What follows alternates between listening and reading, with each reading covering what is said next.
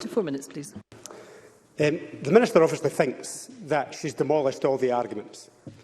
But I have to say, her revelation today, I would expect it to believe that she just discovered the email this morning for a start, which is very, very difficult to believe, bearing in mind the track record of this government on openness.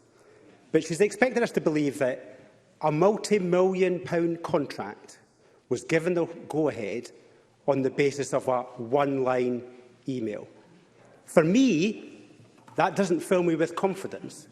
Certainly, it doesn't explain why the central advice was ignored by the Minister. And you would have expected for a multi-million-pound contract for that to have been set out why that advice had been, not just now, I'm going to try and explain my argument, why that advice was ignored. But also, it shows a government that is very poor at keeping records for something that is such a multi-million-pound contract, also costing lots of money, but in addition to that, where islanders, as we now know, are dependent on the success of those contracts.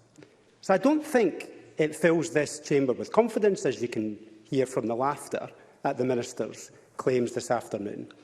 But I think it will raise an awful lot more questions, and I want to see this email, I want to see the background to the email, and I want to see the paperwork that goes with it. Because I simply do not believe that at the last minute, before it just happens to be before a debate, we have a slam-dunk argument from the Minister.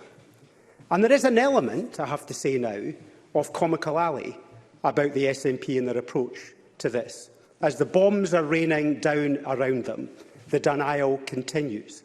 And we heard that from Stuart Hosey yesterday, as Graham Simpson has already set out, that it's a little bit late. 4 years and longer, we are certain. That it's not waste of £150 million. £150 million over budget. Tell that to the islanders who are waiting, yet again, when their ferries have broken down on multiple islands. Tell that to the families freezing at home because they can't afford to pay their electricity bill. They put £10 million into the fuel insecurity fund. £10 million. Just imagine how much of a difference we could make if we added another £150 million into that fuel insecurity budget. But for the SNP, it doesn't matter. It's not waste. And it's a little bit late. So they need to accept that they have made some fundamental errors with this, and it's having a direct impact on people's lives right now. Rather than keeping on the denial and revealing emails at the last minute before debates. That's not the way to run a government, and it's a sign of a government that's getting increasingly arrogant in its approach to administration. And we do need another debate, because Graham Simpson was right, he's had debates before, and we've had a debate in this chamber too. And we've still not got those critical answers, including on the Project Neptune.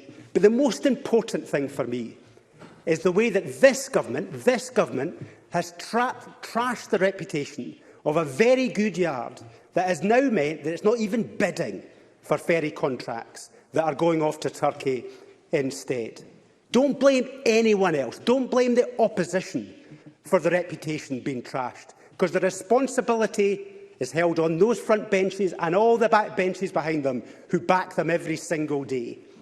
The reputation has been trashed, just like BIFAB, just like the £10 billion China deal, just like Lochaber, just like Tata and the Lanarkshire steel mills, where the state aid rules have not... I'm running out of time. The member's about to close. So the reputation has been trashed by this government. Do not dare blame anyone else for that. The responsibility is with those ministers and no one else. Thank you. Thank you, Mr Rennie. I now